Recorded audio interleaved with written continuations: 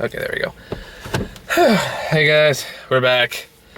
Sarah's with me today, obviously. This is gonna be a short video. Yes, we've both mentioned that there's not much to say about this. This has been a dull fucking week. I mean, between this and Selfless, like, this is the second movie I've seen where it's like, I don't really have that much to say about this. So this is Minions, and...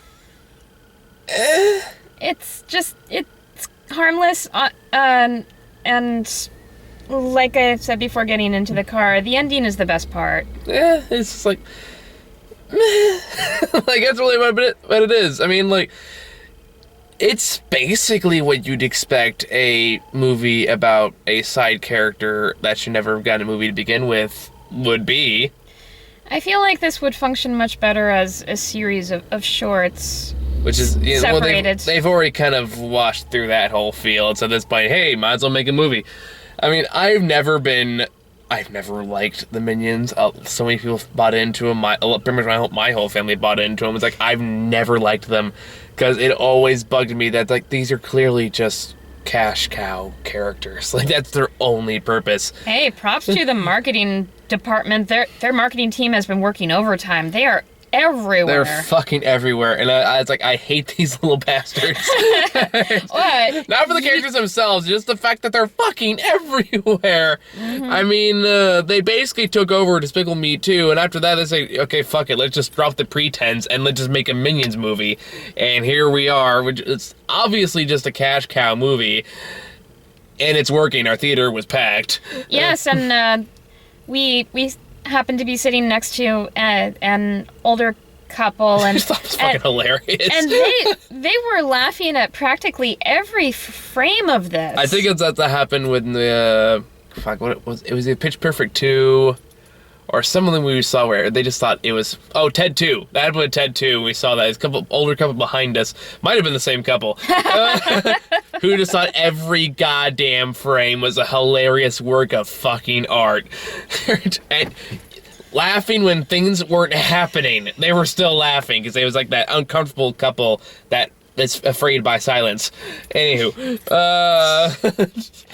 Okay, now, I was thinking about this movie while I was watching it, and I was kind of wondering, like, why am I not finding the slapstick funnier in this? Because I recently just escaped a Animaniacs binge, because the entire series is on Amazon Prime, apparently. So... Oh. That in and of itself is a reason to get Amazon Prime. Right. I want to get that series on DVD. They also have Pinky and the Brain. Nice. Yeah, so actually, there's a lot of cool little hints in Amazon Prime, surprisingly. Amazon Prime, you owe me money. Get Amazon Prime today for low cost. I don't know how much it costs. Sponsors. I wish. Anywho, but I was thinking about why does Animaniacs work? And why does this not work? Animaniacs was a particular moment in time. Trying to recreate it is like trying to catch lightning in a bottle. It was produced by Steven Spielberg. It had some of the best writers and voice actors of a generation. It won a ton of Emmys. It had freaking Bernadette Peters as the voice of one of the characters. That's all great. But let's get into the fact of, again, why did Animaniacs work? Taking all that's all production stuff. As far as I'm concerned, that's all relevant to the core of why Animaniacs worked. It was clever. Well, let me finish. Sorry. I grew up with Animaniacs, so... No, I'm fully on your side here, Sarah. I'm not trying to say Animaniacs is bad or anything. No, I love Animaniacs. My question is, like, why does the slapstick on that one work, and why this one doesn't? Is the fact... There's a few reasons why. These are the ones I pinned down. It's like, the biggest reason, and the most important reason, is the fact that, for all intents and purposes, the three main characters on Animaniacs are actual... classified characters. They have a distinct personality. Yakko, Wacko, and Dot. Yeah, they have distinct personality, distinct characteristics. They like, you look at the characters like, okay, that's who they are, and their antics are what make it funny. It's not just like the characters themselves or the writing or the voice acting or anything like that. It's all that together, and you enjoy, like, it's just what's funny, what happens to these characters, and you enjoy watching them work out their people. With this one, you cannot tell these characters apart. The only way you can tell them apart is because it's height differences. Yes. It's the only way you can really. And one has a teddy bear. Yes. Like that's the biggest problem with this movie. It's the fact that these aren't clearly defined characters. And granted, I wasn't expecting that from this movie. So a lot of this comes into not so much me nitpicking, so much as thinking is why this kind of kids movie doesn't work for me. But like, yeah, they talk the same, they act the same, they do the same things. So like, there's really nothing differentiating them. So I don't really give a shit. You can't understand most of what they're saying because of their weird made-up language. Which would be fine if their body language was more funny or I don't know, just stood out more. Again, they're all doing the same shtick. There's no way to tell one from the other. That's the biggest problem. Now, the second reason, and this is again, it made me kind of realize how important this is in comedies and why so many comedies do it, is there's no straight man. No. Like, I mean, in Animaniacs, they were always working off, like, some kind of straight man. Like, that's why, like, there's someone to get irritated by their antics. There's someone to get extremely pissed off or irritated or something to go on. Like Michelangelo. Like Michelangelo. Love that episode. Yes. These minions are angry. Anyway. My best impression of Michelangelo from that show. Yes. I need to finish these paintings. Anywho. More naked people. We like drawing naked people. We're just gonna quote Animaniacs for this whole review. Good night, everybody. Hey, but like in this one, there's no straight man because everyone's acting the exact same level of weirdness and insanity, and that worked in like the first couple Despicable movies. They weren't great movies, the Despicable Me movies, but they were funnier because it always had some kind of straight man to work off of. Gru. Like Gru, yeah. Even though Gru in his own way was kind of an over-the-top character, there are other more over-the-top characters that can balance off him. Like, yes. My favorite part of Despicable Me 2 is still the El Mucho guy. Yes. I thought that stuff was fucking great. That was hysterical. But that's because there was nothing else in the movie quite like that scene. Here, there's at least 10. And oddly enough, I was way more interested in all the other villains at this villain con than Sandra Bullock's character. Yeah, granted, in her performance, she did fine. She does what she can with the material, but the character, there's not much to that particular character that she's playing. Mm-hmm. I mean, God bless Sandra Bullock. She has to say some stupid shit in this fucking movie. Yes. God bless her. So she did her best. I don't blame her at all for this. The problem is the fact that, again, there's no clearly defined characters. None of the characters out here are interesting or funny, really. And for someone who's called Scarlet Overkill, she's not really overkill until the last act. Yeah. And even then I was kind of like, oh, there it is. Okay, where was that the rest of the movie? Because when you have someone called Scarlet Overkill, I want to see some zany shit. Yeah. Instead of like, oh, look, she's a tough woman who knows kung fu moves. Okay, great, I've seen that before. Give me something else. I mean, there were some cool little gadgets, like the weird-ass fucking scene with the no hat. Okay, so let me go over the scene, this story, very briefly, because there's not that much to it. Yeah, it's a brief moment, and before we get into it, the majority of this story takes place in the late 60s, which was a great time for music. So they got some funny little visual gags off of that. I'll give them credit. Yes, the Beatles joke was funny. Yes, the Beatles joke in reference was funny. The monkeys joke was hey. Oh, right, yeah. I thought you meant the joke in the beginning with the Neanderthal and the monkey. But... No, the Beatles rip-off pop group, the Monkees. Okay, yeah. And this film has a pretty good soundtrack. Oh yeah, sound was good. That said, there was one particular scene where they. This really bugged you, didn't it? Yes, it bugged me. Okay, you want to tell him? So, Kevin, Stuart, and Bob leave their home in the Arctic, I'm guessing. Oh, you remember their names? You gave more of a shit than I did.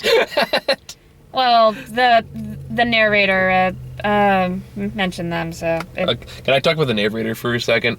Go for it. Okay, because this is, again, the kind of contradictory thing of just how I wish this could have been so much done better with so much better writing. Yes. But, so the whole story is these minions that have been around since the beginning of time. They always look for a big boss to work for, but they're so incompetent that they end up accidentally killing all of their bosses, except for one that was in the trailer but is not in the movie, because it's the most brutal one, is the one, did you see the trailer? I did, but I don't... There's the one with like medieval knight. Oh yeah. Like tries to get stabbed on his own shore, but they cut that scene out because I'm guessing like someone said, "Dude, no, someone gets stabbed on screen. We can't have that for kids." Probably. Which is too bad because that was actually one part that made me laugh at the trailer. Grant was there, was like, "Oh shit!" Wasn't expecting that. Although I will give it credit for having the one line I never thought I'd hear in a movie. Hey guys, the Dark Ages. Wasn't that fun? That was kind of a funny joke. Yes, it was. But then, like, I was kind of having a show don't tell annoyance issue with the narration at the beginning because it's explaining everything right down to characters' emotions and personality. I thought the same thing. And then the narrator left. And then they had to do it through body language, and I kept thinking, can we have the narrator back? Because they're not doing a better job. They weren't, no. And they're just being more annoying. I mean, I get if your 4-year-old just is one of those hyperactive because it likes the movie, fine. But anyway, back to the story. So they've been apparently after a bad experience with Napoleon, whatever. They end up in an ice cave for centuries, basically, because I guess they don't die or... Well, don't need food. I don't know. They were around before the dinosaurs, so. How is the whole I don't want to talk. I don't want to think about it. There's also a crotch-hitting joke that was cut out of that was in the trailer. It was cut out of the movie too. I'm not surprised by that. Again, like the jokes I laughed at in the trailer aren't in the movie. I was kind of pissed. Not that pissed though. Again, for the majority of the movie, I was like, I don't give a shit. Anywho. But the one brave minion named Kevin recruits 2 other minions to go out into the world and find a new big boss in modern day, like 1968 New York, and that leads them to this villain con in Orlando. In Orlando, which I will admit did lead to one of the funnier scenes in the movie, because they start hitchhiking and they end up with this family that seems like kind of the over happy, stereotypical family at first. And then I will admit their twist there was funny. Yes. Like when they said like, hey. And their license plate. And their license plate. I like that too. Because then they're all like, we're happy to have you along. And then they stop somewhere and go, hey kids, want to stretch your legs? Aaron goes, yeah. Then they all put on ski masks and go rob a bank, come back in. All right, everyone, back in the car. That was kind of funny. It's like, yes. Okay, that was fun.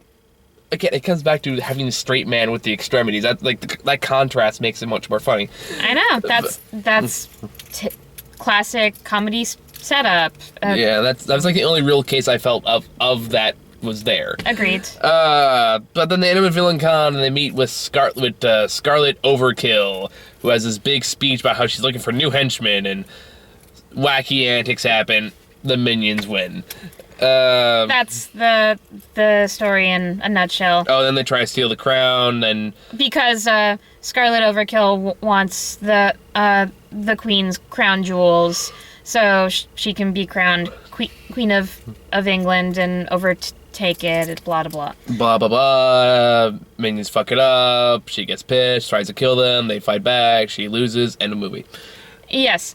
Okay. And in the course of that story, Scarlet Overkill's husband Herb gives them some dangerous gadgets.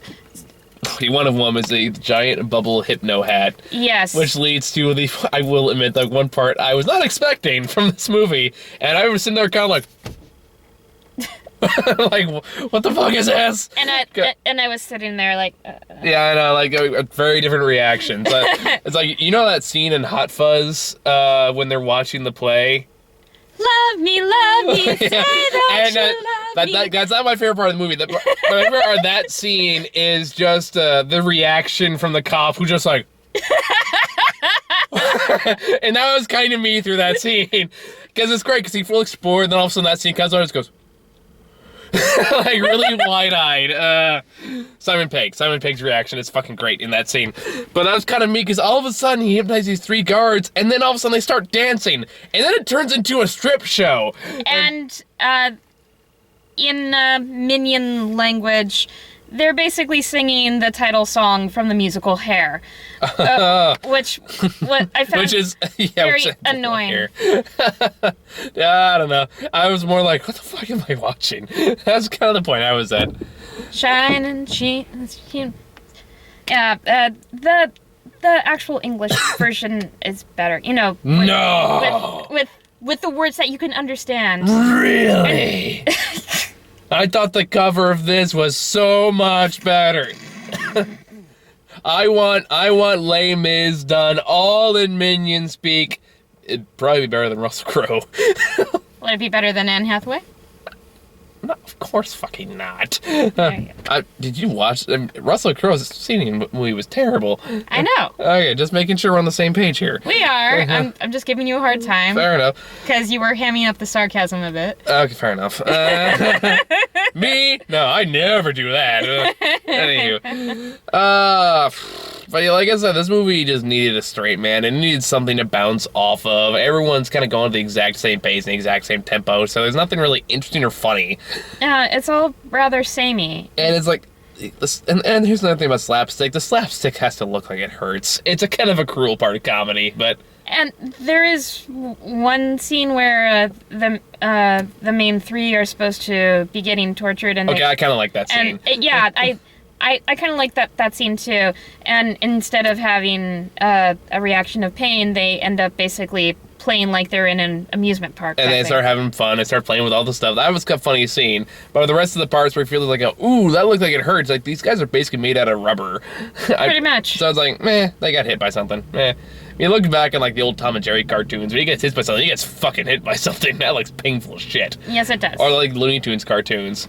I mean, that's obviously the kind of comedy this movie is going for, but it doesn't quite understand what made those comedies work, what made the older cartoons work. Consequences And just good characters. Yes. Like, you weren't just watching a bunch of people beat each other up. You were watching Bugs Bunny beat up Daffy Duck, or fight off against Elmer Fudd. You're watching these characters bounce off each other, and that way it makes it so damn funny. Yes. Same goes for the Animaniacs stuff. Like, I think my favorite episodes of Animaniacs is just when they switch characters around. That's a good one. That's a good one. So, like, you get to watch all these characters, these very, very huge personalities bounce off each other in new ways, and that's great shit. Here, there's, like, they try to do that, but they don't really define any characters in the process. Like, oh, we just gotta make it big, we gotta make it explosiony, and we gotta make his big, over-the-top reactions, that'll make it a character. But that's not how it works. And, yeah, this is a very serious writing and character discussion for fucking Minions. I get that I'm being way too hard on this movie. But what else do you want from me, guys? That's what I'm coming from. It's like you said at the beginning of this review, it's just kind of meh. Like, the rest of that's the only real thing to talk about this movie. It's like how it could have been better. I mean, like, I kind of have the same issue with It could have been shorter. This movie's only like an hour and a half. I still feel like it could have been shorter. Oh, yeah, they could have easily cut like another 10, 15 minutes out of this. Like, I thought this movie for a second was only being like 75 minutes long, because I was like, the part where they're in the coronation, I was like, fucking really? We're almost done? Shit! But no, we gotta have more wanky antics happen. Like, I will admit, I did like the design of a lot of the, like, little side villains that kept popping up, like, in the background and shit. Like, and, I did like the twist at the very end. Which one was it just at the very end? How Gru shows up at the very end. Spoiler. Spoiler alert. Within the last, I don't know, 2 minutes or so, it basically becomes a prequel to the first Despicable Me. Well, I mean, it's always been a prequel to the Despicable Me movie. Yeah. True, but honestly, that's the best part when Gru shows up. I mean, yeah, I don't know. It's one of those things, like, I kind of knew they were going to do something along those lines. It was going, whatever. I mean, like, I've never been a huge fan of the Despicable Me movies. I always thought they're kind of mediocre. Except that fucking Happy song can go straight to hell. I like that song. I've heard it. I liked it fine at first. I only liked it in Despicable Me 2 is because you had that harsh contrast like 5 minutes later, and that was great. I actually didn't see the first Despicable Me movie. I saw the second one with a friend. The second one's what I'm talking about. Yeah. And there were more parts and aspects of that film that I liked more than this film. I liked the lipstick taser. They were more defined characters in that movie, and they were good. They were fun to watch work off of. And you had El Mucho again. That whole scene with him with the shark and the grenade and the volcano. El Macho. El Macho, thank you. You're welcome. Like that shit was hysterical. Loved that shit. But again, that's because that was the only thing like that in that movie. So you had that stark contrast. And like that's why I like the happy song sequence in that movie too. It's because it's the happy-go-lucky, he's dancing, he's playing all this stuff. Followed 5 minutes later with this horribly depressing, moody, he's beating shit over everyone. He's all mad and shit. Like that's funny. That was funny. Yes. Do you give credit where credit's due? I think I actually reviewed that movie a couple years ago. Like, it was okay, but in season 1 of this series, I think. Shit, I'm old. We all are, sweetie. It's all good. I know. That's a sweetie. Okay. All right. Sorry, it's you were talking like you're an old man. So. We're back in my day. We had Looney Tunes and Animaniacs and Pinky and the Brain. One is a genius and the other's insane. I see what you did there. Thank you. The overthrow. God damn it. Sorry. What are we going to do tomorrow night, Bane? Same thing we do every night. Try to take over the world. I cannot do a brain impression to save my life, so I'm not even going to try. Same here. And can we just like quote Pinky and the Brain and the Animaniacs? Fucking A, we got nothing better to do. Well, the Who were featured on the soundtrack. That is true. How's that tied to Pinky and the Brain and Animaniacs? Slappy at Woodstock. Oh, okay, yeah. I watched that episode recently. It's like, wow, they really stretched that joke. Fucking A. Well, it's basically a redoing of the Who's on First Abbott and Costello routine. Yeah, except their challenge more along the lines of how long can we possibly stretch this out and still be funny. Apparently, the answer was like 10 minutes. The band's on later. Who? Like, which band? Who? That's what I'm asking. The band. Who? like, who's the band? The Who. All right. Fuck. I got good writing. So. I got nothing else to say about this movie. Me neither. It's just kind of meh. It's there. I mean, so I guess we're talking about trailers. The ones we saw anyway. We kind of walked in this late. What was it? We got Gem and the Holograms. And Andrew the Sheep, or... Well, we walked in on Shaun the Sheep, the movie. That's it. Which we only cut the tail end of, so I can't really talk about. But I can talk about this glory... What I can only assume is going to be a complete train wreck of a movie, which is Gem and the Holograms. Which is a live-action retelling of an 80s cartoon. Yeah, it is. It looks dumb as shit. And it's still, like, the first trailer I saw of this made it look like it was just a straight-up drama with the whole music thing. It looks like that's still gonna be there, but now there's a robot sidekick.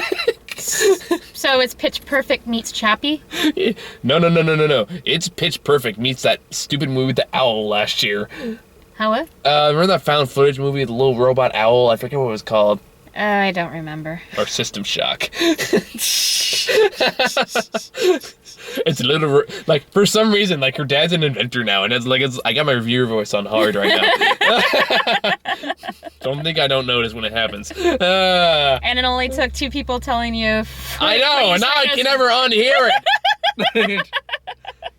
Like, you and Cody pointed this out to me, like, last year, and I was like, fuck, I do that! I have a reviewer voice, shit! And now I notice that I do that. And it's like, I will admit it's largely because I watch too much Cinema Snob, and that's exactly where it comes from.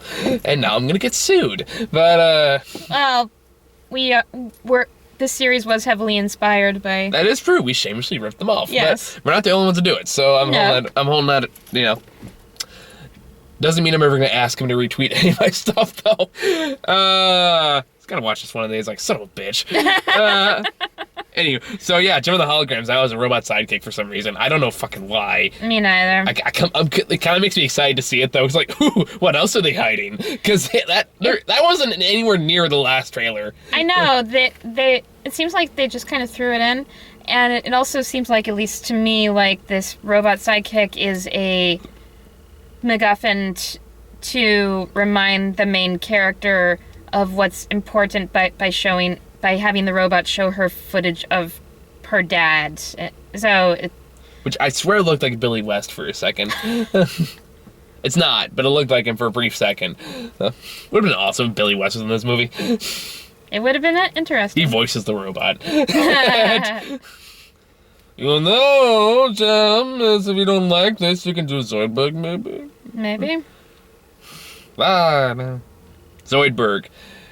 B-word fat mixed with Jewish accent. And that is Zoidberg from Futurama. Think about it. I will have to ponder that. Like, watch Zoidberg, you realize that is totally just a slurred as hell Jewish accent. That is what that is. Anywho, then we also got the next movie from this company, The Secret Life of Pets. Yeah, not much to say really from the trailer we got, but it was a lot of cutesy jokes. Yeah, it looks cute. I liked the last joke at the very end of the trailer, where the classical music is going, and then the poodle's owner leaves and he starts rocking out to metal. Yeah, you laughed pretty hard. A lot of the audience laughed pretty hard at that one. I was like, oh, okay, I've seen the trailer before, so that's why I didn't have phase me too much. But fair enough. It kind of made me laugh, the part where the pug starts barking at the chipmunk, though. That's only because my dog is so fucking stupid and will bark at random at certain objects that pop up on the TV, and will like charge at the TV and start barking at it non-stop for a good 5 minutes until it goes away. Like, we can't watch Guardians of the Galaxy at home, because as soon as Rocket Raccoon pops up, that's it. My dog is on that shit. My dog does not like Rocket Raccoon. Well, I imagine Rocket probably wouldn't like your dog much either. Probably. I still want Cosmo in the next Guardians of the Galaxy movie. Cosmo made a cameo in the first Guardians of the Galaxy. He didn't talk, though. He did not talk. I want him to talk, though, in the next movie. Yeah, because he's psychic and he's Russian. It should be amazing. If we can buy a talking tree and a talking raccoon with a giant-ass fucking gun, we can believe in a psychic Russian herd dog cosmonaut. Da. Yes. Always my favorite character from that series. Anywho, yeah, I think that's all we got. You got anything left to say? No, the ending is the best part. It's just kind of meh, just kind of there. It's harmless. You know, the one thing I do want to add to that is, like, towards the end, through wacky circumstances, Kevin ended up going to the sides of a giant. Did you get a Muppet movie vibe from that at all?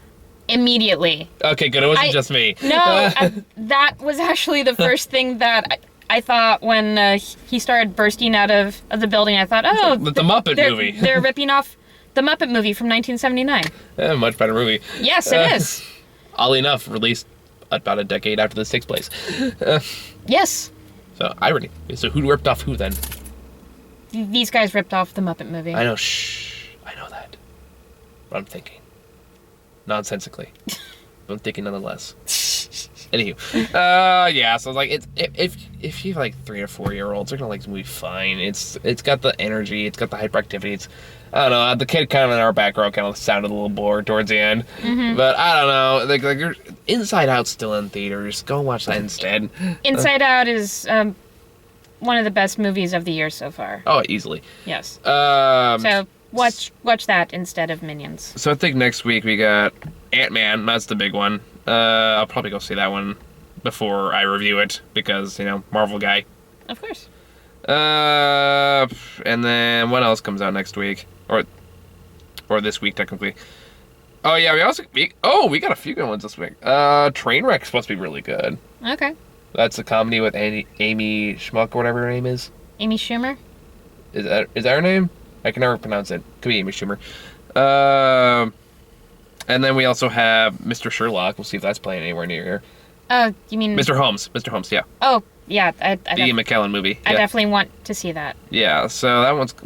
actually movies with good ratings this week. Wow, that's actually a nice change of pace. Yay! We will not be watching Irrational Man, whatever the hell that is, because it's rotten, and I want to see good movies for once, goddammit. So, Change of pace. Change of pace. So, yeah, I think that's all we got. So, thank you guys for watching. See you all next week with Ant-Man. Yeah!